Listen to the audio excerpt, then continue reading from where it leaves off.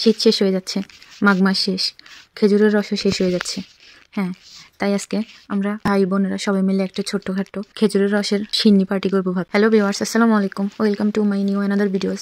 আপনারা সবাই কেমন আছেন? আমরাও আছি আলহামদুলিল্লাহ ভালো। রসের কথা বলতে গেলে আমার দাদির কথা খুব মনে পড়ে। ছোটবেলায় দেখতাম আমার আব্বু রস কিনে আনতো আর দাদি রান্না করতো। আম্মু দাদি দুজনে মিলে একসাথে রান্না করতো পাকঘরে চুলায় বসে। তো দাদি তো এখন নাই, সেজন্য গ্যাসের চুলায় রান্না করতে পারতাম, কিন্তু জানি না কেন যাক ওই হিসাব বাদ দিই, আমরা চুলায় রস রান্না করবো। পরে ভাইরা মিলে ওরা তো শুরু করছে যে ওরা কাঁচা রস খাবে, যেহেতু নিপা ভাইরাস আছে রসের, এখন বেশিরভাগই নিপা ভাইরাস থাকে, তাই ওদেরকে জোর করে আর রসটা কাঁচা খেতে দিলাম না। তারপর ওরা সবাই মিলে কাজে লেগে পড়লো, কেউ নারিকেল ছিলে দিচ্ছে, কেউ নারিকেল কুড়িয়ে দিচ্ছে, আর আমার দায়িত্ব হচ্ছে রান্না করা। আমি যদিও আগে কখনো রসের সিন্নিটা রান্না করি নাই, তাই আম্মু আমার পাশে দাঁড়িয়ে বলে দিচ্ছে যে কিভাবে রান্না করবো, কিভাবে কি করবো। তো রসটা রান্না করার জন্য রসটাকে ভালোভাবে ছেঁকে চুলায় বসিয়ে দিলাম। ওই যে দেখুন, বলতে বলতে রসটা ফুটে গেছে, কি সুন্দর জাল হচ্ছে। এখন মোটামুটি খাওয়ার উপযোগী হয়ে গেছে রসটা। এবার তো ওরা শুরু করছে রস খাবো।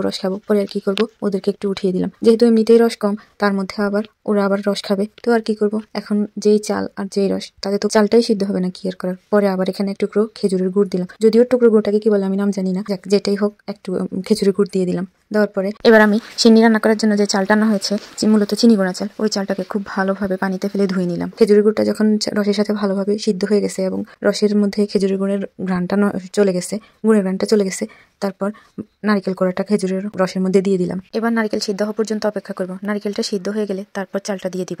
রস যেহেতু কম ছিল, তাই গুড়টা দেওয়াতে স্বাদটাও পারফেক্ট ছিল আর মিষ্টিটাও খুব ভালো হয়েছে, এবং সবকিছু মিলে এভারেজে সিন্নিটা খুব মজা হয়েছে। সবার খুব পছন্দ হয়েছে সিন্নিটা, সবাই খুব মজা করে খাইছিল। তো নারিকেলটা যখন সিদ্ধ হয়ে গেছে, তারপর চালটা দিয়ে দিছি। চালটা সিদ্ধ হলেই মোটামুটি সিন্নি রান্না হয়ে যাবে। এর মাঝখান দিয়ে আমার ভাইরা মোটামুটি আলহামদুলিল্লাহ ওরা এত মজা করতে পারে আর এত দুষ্টামি করতে পারে। আর যখন ওরা ফ্রেন্ডরা মিলে সবাই একসাথে হয়, মানে ওদেরকে আর কি খুঁজে পায়। ওরা একদিক দিয়ে আসি বলতেছে রান্না হয়েছে নি, অন্যদিক দিয়ে উঠানের মধ্যে পড়ি যে কি দুষ্টামি করতেছিল। যদিও ভিডিও ক্লিপগুলো আমার কাছে আছে, কিন্তু ওইগুলো আর পাবলিশ করলাম না। আসলে ওদের প্রতিদিনই কিছু না কিছু ইস্যু থাকতেই হবে, হয়তো পার্টি, নয়তো ঘরোয়া কোনো অনুষ্ঠান, নয়তো নিজেদের মধ্যে ভাই বোনদের মধ্যে মজা আনন্দ দুষ্টামি, এগুলো ওদের প্রতিদিন থাকবেই। মানে ওরা ইস্যু পাগল, ওরা ইস্যু বের করবে এই দুষ্টামি করার জন্য। কথা বলতে বলতে আমার চালটা মোটামুটি ফুটে গেছে, সিদ্ধ হয়ে গেছে অলরেডি। আজকে সত্যি আমার দাদির কথা খুব খুব খুব বেশি মনে পড়ছে। যদি সত্যিই দাদি থাকতো, তাহলে আজকের দিনটা সত্যি হয়তো আরো অন্যরকম হতো।